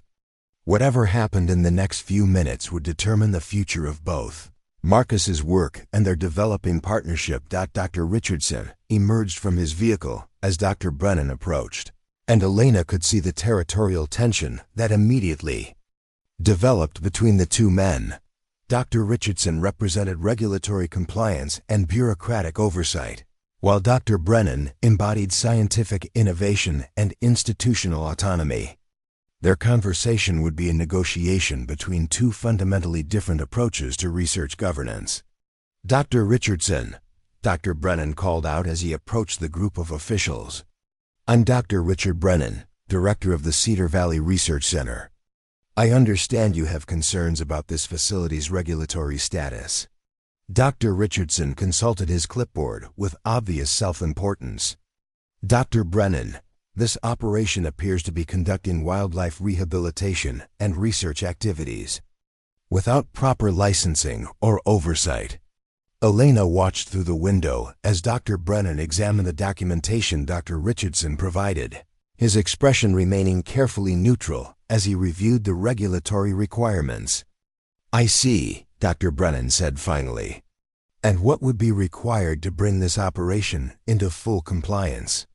Dr. Richardson launched into a detailed explanation of licensing requirements, inspection protocols, and certification timelines. Elena could see Dr. Brennan processing the information with the systematic approach that had made him such an effective research administrator. "Dr. Richardson," Dr. Brennan said when the regulatory recitation concluded, "would immediate institutional partnership with a fully licensed research facility satisfy your compliance concerns?" Dr. Richardson looked skeptical. "That would depend on the nature of the partnership and the institutional credentials involved." Dr. Brennan smiled with quiet confidence. "The Cedar Valley Research Center holds federal permits for lepidopteran research and wildlife rehabilitation. We maintain full insurance coverage and regulatory compliance for collaborative research partnerships. If we were to establish Mr. Thompson's facility as a satellite research station, operating under our institutional umbrella, would that address your regulatory concerns?" Elena held her breath as Dr. Richardson considered this proposal. She could see him weighing the bureaucratic advantages of resolving the situation quickly against his obvious desire to shut down an operation he didn't understand. "I would need to review your institutional documentation," Dr. Richardson said finally, "and we would require immediate inspection access to verify compliance with safety and animal welfare standards." Dr. Brennan nodded agreeably. "Of course. I have our complete regulatory portfolio in my vehicle, and our insurance representatives are here to address any liability questions." Elena felt hope building in her chest as she watched the negotiation proceed. Dr. Brennan was handling the bureaucratic challenges with exactly the kind of professional competence she had hoped for. "Marcus," Elena said quietly, "I think this is going to work." Marcus was watching the proceedings with intense concentration, and Elena could see him trying to read the body language and expressions of the men who were deciding his fate. "What happens if it doesn't work?" Marcus asked. "What happens if Dr. Brennan takes one look at my operation and decides it's not worth the risk?" Elena turned to face Marcus directly, taking his large hands in both of hers. The gesture was intimate in a way that surprised them both, but Elena felt compelled to provide whatever reassurance she could. "Then we figure out another solution," Elena said firmly. "Marcus, I'm not walking away from this. We're partners now, whatever happens." Marcus squeezed her hands gently, and Elena marveled at the careful control he exercised, even in moments of emotional stress. Those hands that everyone feared could crush anything they touched were holding her with a tenderness that made her heart race. "Elena," Marcus said quietly, "I need you to know something before this goes any further." "What?" Marcus met her eyes directly, and Elena saw determination replacing the anxiety that had dominated his expression. "If Dr. Brennan agrees to this partnership, if we somehow manage to save the operation and make it to the conference, I don't want this to be just about the research anymore." Elena felt her breath catch. "What do you mean?" "I mean that working with you has been the best thing that's happened to me in years. And I think what we have together is worth more than any presentation or institutional recognition." Elena stared at Marcus, feeling her worldview shifting in fundamental ways. What had begun as a professional collaboration was evolving into something that felt like the foundation for an entirely new life. Before Elena could respond, Dr. Brennan's voice called from outside the laboratory. "Elena, Marcus, could you join us out here? I think we have some good news to share." Elena and Marcus stepped out of the laboratory to find Dr. Brennan standing beside a table laden with official documents, his expression radiating the quiet satisfaction of someone who had just solved a complex problem. Dr. Richardson and his team were examining papers with the careful attention of bureaucrats verifying compliance, while the legal representatives from the Cedar Valley Research Center stood ready to address any remaining concerns. "Elena, Marcus," Dr. Brennan said as they approached, "I'm pleased to inform you that we've successfully established the regulatory framework for full institutional partnership between the Cedar Valley Research Center and what we're now calling the Thompson Satellite Research Facility." Elena felt a surge of relief so intense it made her knees weak. Marcus stood beside her, his massive frame rigid with tension as he processed what Dr. Brennan had just announced. "It's really approved?" Marcus asked, his voice barely above a whisper. Dr. Richardson stepped forward with obvious reluctance. "Mr. Thompson, Dr. Brennan has provided comprehensive documentation that satisfies all regulatory requirements. The facility will operate under the Research Center's federal permits, insurance coverage, and institutional oversight." Elena watched as Marcus's expression transformed from anxiety to disbelief to overwhelming gratitude. She had seen him confident and focused during their collaborative work, but this moment of validation seemed to affect him in ways that went far beyond professional recognition. "However," Dr. Richardson continued, "there are conditions.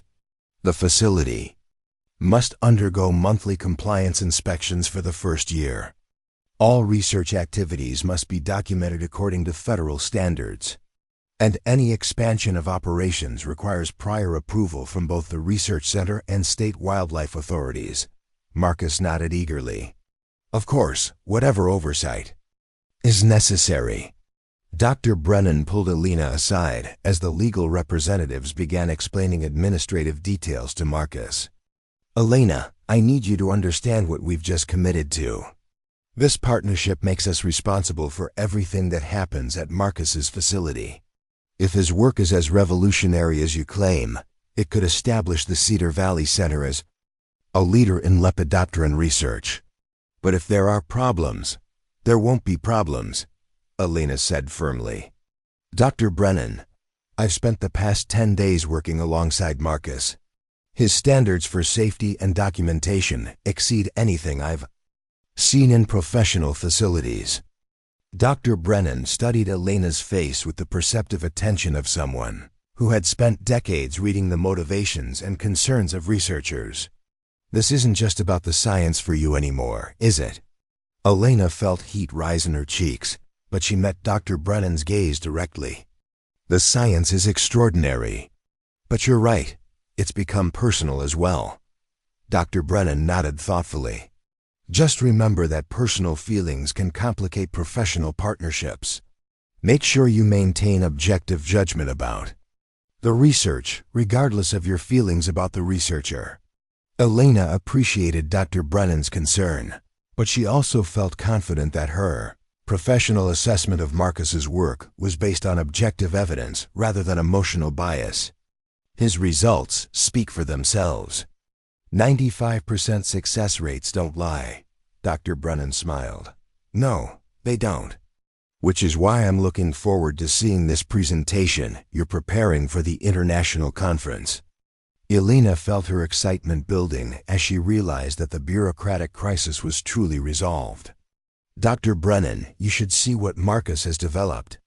His spider silk framework technique alone could revolutionize how we approach wing reconstruction." "I intend to," Dr. Brennan replied. "In fact, I'd like to observe one of your collaborative procedures before you leave for the conference. If we're extending institutional backing to this work, I want to understand exactly what techniques we're supporting." Elena looked toward Marcus, who was still engaged in conversation with the legal representatives. The stress that had consumed him for the past week was finally beginning to fade, replaced by the focused enthusiasm she had learned to associate with his professional confidence. "Marcus," Elena called, "Dr. Brennan would like to observe a demonstration of our collaborative techniques." Marcus looked up with obvious pleasure. "I'd be honored to show Dr. Brennan our methodology." I have several butterflies in recovery that would benefit from follow-up procedures. Dr. Richardson approached the group with his final paperwork. Mr. Thompson, Dr. Brennan, this concludes our regulatory review. The facility is approved for continued operation under the Institutional Partnership Agreement. We'll schedule the first compliance inspection for next month. As the officials departed, Elena felt the tension that had gripped the property for the past hour finally beginning to dissipate. Marcus watched the vehicles drive away with an expression of wonder, as if he couldn't quite believe that his work had not only survived scrutiny, but gained official recognition. Dr. Brennan, Marcus said, turning to address Elena's supervisor, I can't adequately express my gratitude for what you've done. This partnership represents validation I never thought I'd receive. Dr. Brennan waved away Marcus's thanks. The partnership benefits both of our operations. But I'm curious to see the work that convinced Elena to stake her reputation on your innovations. Marcus led them into his laboratory, and Elena watched Dr. Brennan's reaction as he took in the sophisticated equipment and meticulous organization of the facility. She could see professional respect growing in her supervisor's expression as he recognized the caliber of the operation Marcus had built. Impressive setup, Dr. Brennan observed, examining one of Marcus's custom-built microscope stations. This equipment rivals anything we have at the main facility. Marcus moved with renewed confidence as he prepared to demonstrate his techniques. Dr. Brennan, I'd like to show you a follow-up procedure on a butterfly Elena and I treated together last week. Elena joined Marcus at the surgical station, falling naturally into the collaborative rhythm they had developed during their intense preparation period. As they worked together, she became aware of Dr. Brennan observing not just their techniques, but the seamless way they complemented each other's skills. Elena, your precision with the microsutures has improved significantly, Dr. Brennan commented as he watched through the observation eyepiece. Marcus has been teaching me new approaches to hand control and instrument positioning, Elena replied. His techniques for managing delicate tissue are more advanced than anything I learned in formal training. Dr. Brennan turned his attention to Marcus. Marcus, where did you develop these particular methodologies? Marcus continued working as he answered, his voice calm and focused. Combination of research literature and experimental adaptation. When you're working alone, you have to innovate solutions to problems that institutional teams might solve through consultation and committee review. Elena watched Dr. Brennan process this explanation, recognizing that Marcus was describing the kind of independent problem-solving that often produced breakthrough innovations. Show me this spider silk integration technique, Dr. Brennan requested. Marcus's face lit up with enthusiasm as he began preparing the specialized silk fibers. Elena had seen him perform this procedure multiple times, but she never tired of watching. The precision and artistry involved in incorporating biological materials into living wing structures. The key, Marcus explained as he worked, is understanding that the silk isn't just a repair material. It's a growth framework that guides the butterfly's natural healing process. Dr. Brennan leaned closer, studying the delicate procedure with obvious fascination. The biological engineering principles involved here are extraordinarily sophisticated. Marcus, this technique represents genuine innovation in the field. Elena felt pride swell in her chest as she watched Dr. Brennan recognize the quality of Marcus's work. For too long, Marcus had been isolated from the scientific community that should have been celebrating his achievements. Dr. Brennan, Elena sighed. This is just one of several revolutionary techniques Marcus has developed. His approach to tissue preservation, his understanding of wing biomechanics, his innovations in surgical instrumentation, each area represents significant advances over traditional methods. Dr. Brennan observed the completed procedure with obvious admiration. Marcus, these results are remarkable. The structural integrity of this reconstruction exceeds anything I've seen in professional rehabilitation facilities. Marcus looked up from the microscope with surprise and gratitude. Thank you, Dr. Brennan. It means more than I can express to have that recognition from someone of your standing in the field. Dr. Brennan straightened, his expression growing. Serious, Marcus, I need to ask you something directly. Are you prepared for the level of attention that presenting this work at an international conference will generate? Marcus glanced at Elena before answering. I think so. Elena and I have been preparing extensively, and Dr. Chambers has been advising us on presentation strategy. Dr. Brennan nodded. Good, because if your techniques prove as effective as these demonstrations suggest, you're going to find yourself at the center of significant scientific interest. Research institutions will want to recruit you. Journals will want to publish your work. Colleagues will want to collaborate on applications of your innovations. Elena saw both excitement and apprehension flicker across Marcus's features as he considered the implications of such attention. Dr. Brennan, Marcus said carefully, my experience with institutional environments hasn't always been positive. I'm not sure I'm ready for the kind of scrutiny that major recognition might bring. Dr. Brennan's expression grew understanding. Elena mentioned that you faced unfair treatment in academic settings. But Marcus, hiding breakthrough research doesn't protect you from unfair judgment. It just ensures that your innovations can't help the butterflies that need them. Elena felt compelled to add her perspective. Marcus, the work you've done here speaks for itself. When people see your results, when they understand the techniques you've developed, the quality of your research will override any preconceptions they might have. Marcus was quiet for a long moment, his eyes moving between Elena and Dr. Brennan. When he spoke, his voice carried determination that Elena hadn't heard before. You're both right. These techniques could help save butterflies worldwide. I can't let personal anxiety prevent that from happening. Dr. Brennan smiled with satisfaction. That's exactly the attitude that produces breakthrough science. Marcus, I'm proud to have the Cedar Valley Research Center associated with your innovations. Elena felt a warmth spread through her chest as she watched Marcus finally receive the professional validation he deserved. But more than that, she could see confidence building in his expression, the kind of confidence that came from knowing his work had value beyond his own isolated laboratory. Dr. Brennan, Elena said, there's one more thing you should know. About our conference presentation. What's that? Elena looked at Marcus, seeing encouragement in his eyes. We're not just presenting Marcus's techniques.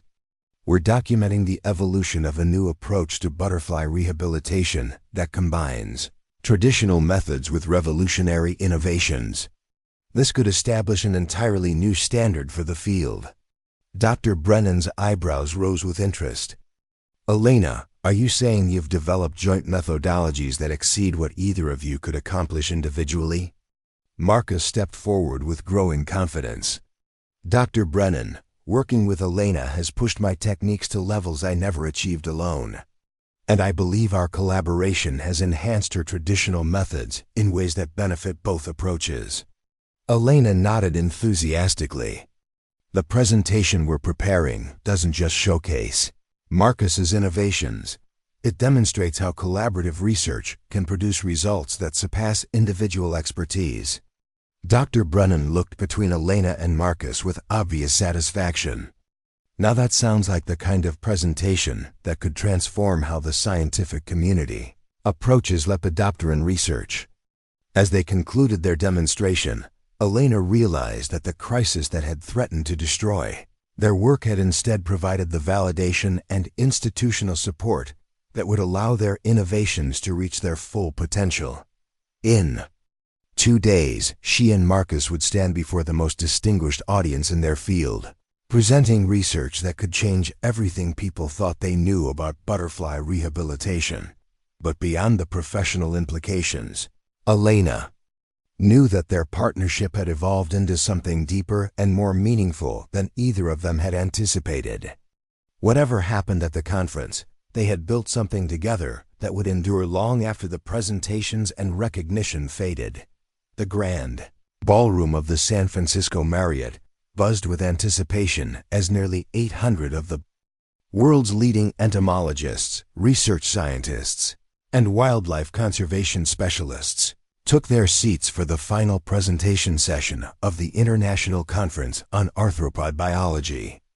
Elena stood in the wings of the stage, her heart hammering against her ribs as she watched the distinguished audience settle into their chairs.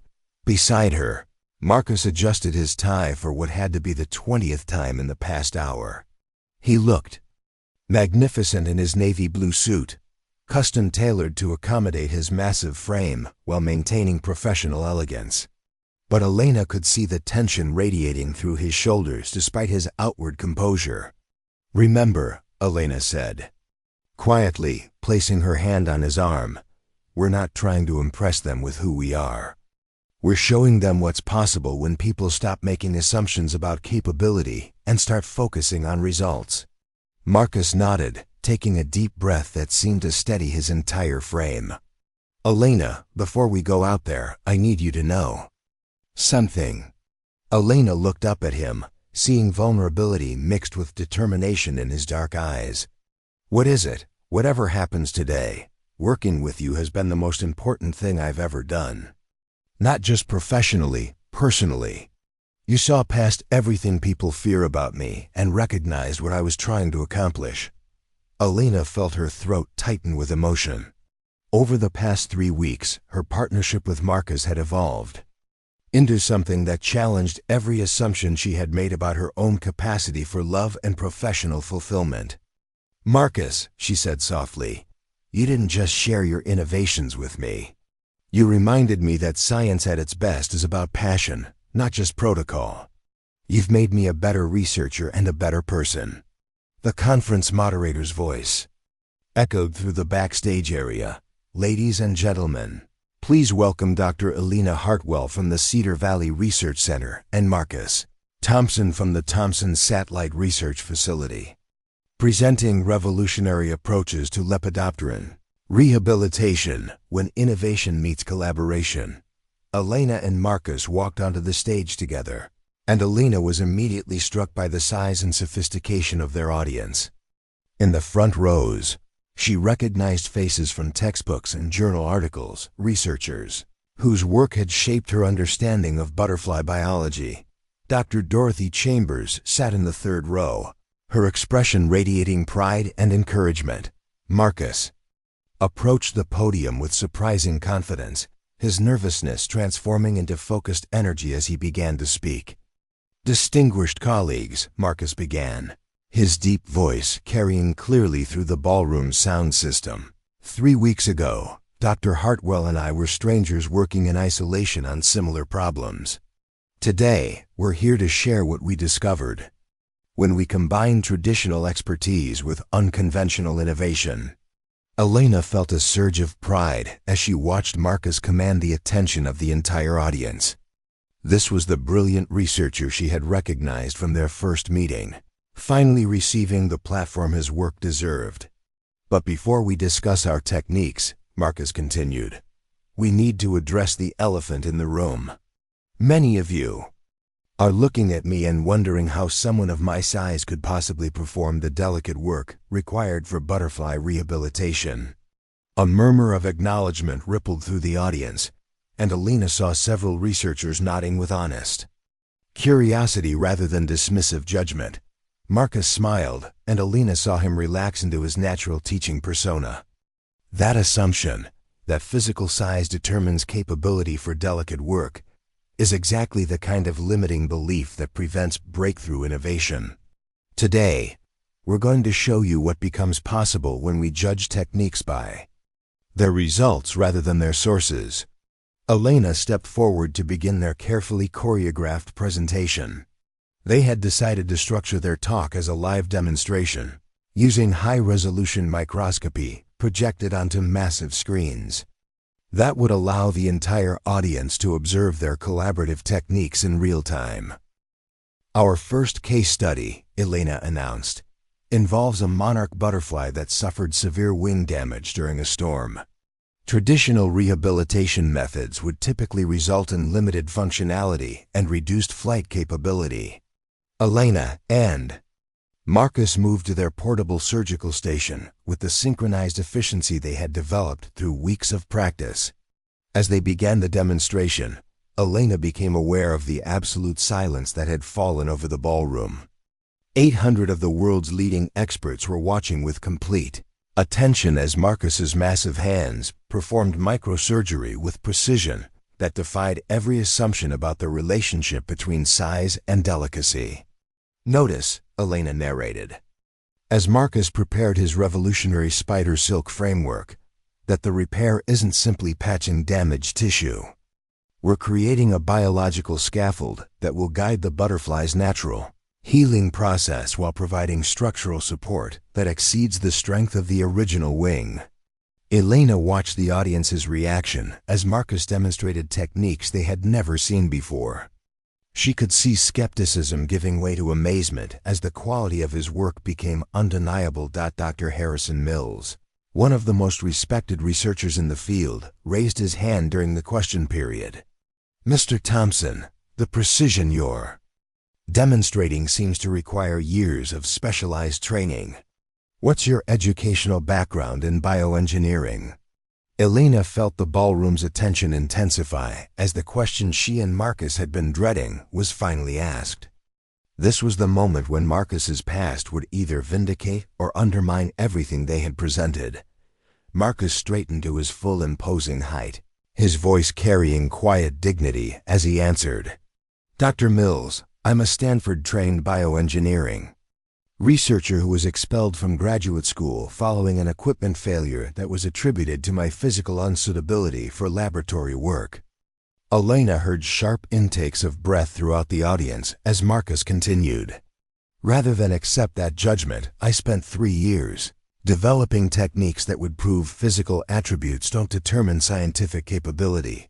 The 95% success rate you've seen documented today represents my response to being told I was too dangerous to work with delicate things."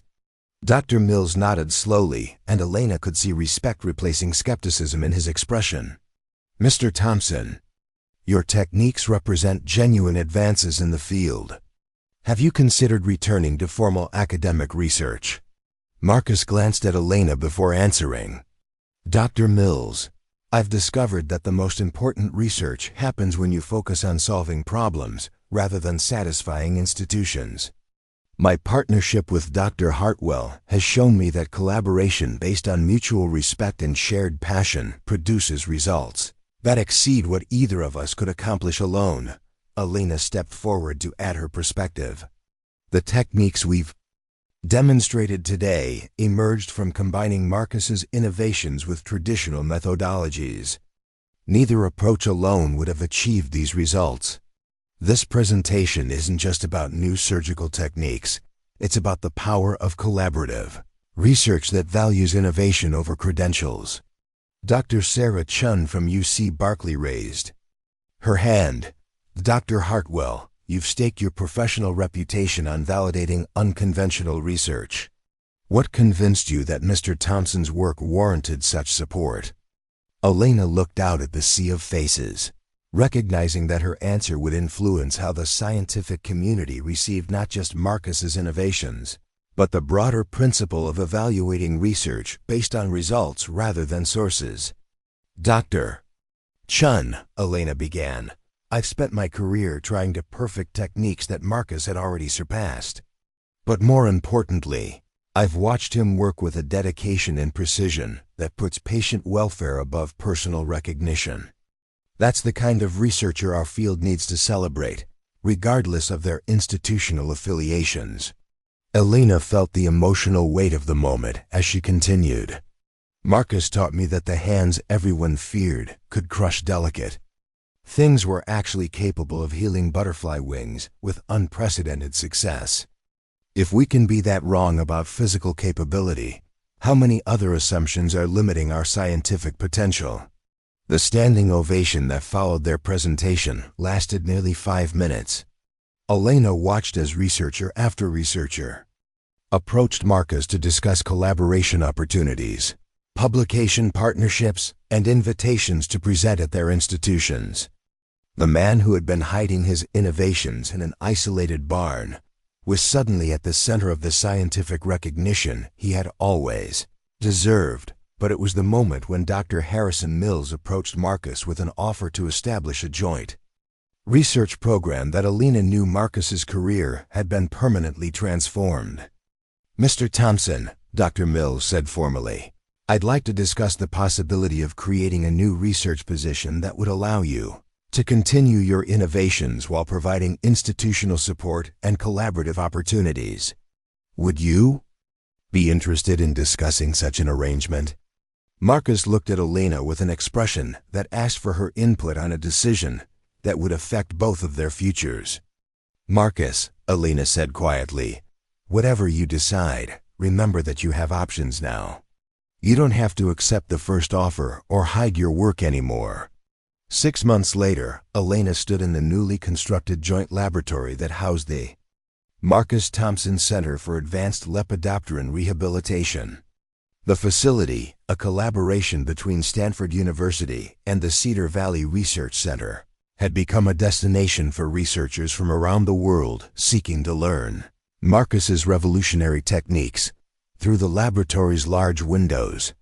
Elena could see Marcus working with a group of graduate students, his massive hands guiding them through the delicate procedures he had developed in isolation. His techniques were now being taught in universities across the country, and his success rates had inspired a new generation of researchers to question traditional limitations. But it was the moment when Marcus looked up from his work and smiled at Elena that she felt the deepest satisfaction. Their professional partnership had evolved into a personal relationship that enriched both of their lives in ways neither had anticipated. "Dr. Hartwell," Marcus called across the laboratory, using the formal address that had become their private joke, "I have a butterfly here that could benefit from your expertise." Elena moved to join him at the surgical station, their collaboration as seamless now as it had been during those first intense days of preparation. As they worked together, Elena reflected on how a single act of recognition, seeing past appearances to acknowledge genuine capability, had transformed both of their careers and created innovations that were saving butterfly lives worldwide. Hands that everyone had feared could crush delicate things had indeed proven capable of healing butterfly wings. But more than that, they had demonstrated that the greatest scientific breakthroughs often come from the most unexpected sources, when we have the courage to look beyond our assumptions and recognize brilliance wherever it appears. Marcus Thompson had taught the scientific world that size doesn't determine capability, that isolation doesn't preclude innovation, and that the most important discoveries happen when we judge research by its results rather than its sources. And Elena Hartwell had learned that sometimes the most beautiful transformations happen not to the butterflies under their care, but to the people who discover they're capable of far more than they ever imagined possible. As they completed another successful procedure, Elena watched Marcus's gentle giant hands perform the delicate work that had become his signature. The man who had once hidden his innovations in fear was now training the next generation of researchers to push beyond traditional limitations. The butterfly they had just treated would soon be released with wings stronger than nature had originally provided, and Elena knew that her own life had undergone a similar transformation. Emerging from the careful procedures of their partnership with capabilities she had never known she possessed. In the end, the greatest discovery wasn't a new surgical technique or revolutionary equipment. It was the understanding that when we stop making assumptions about what people can accomplish and start paying attention to what they actually achieve, we create space for innovations that can change the world one delicate wing at a time.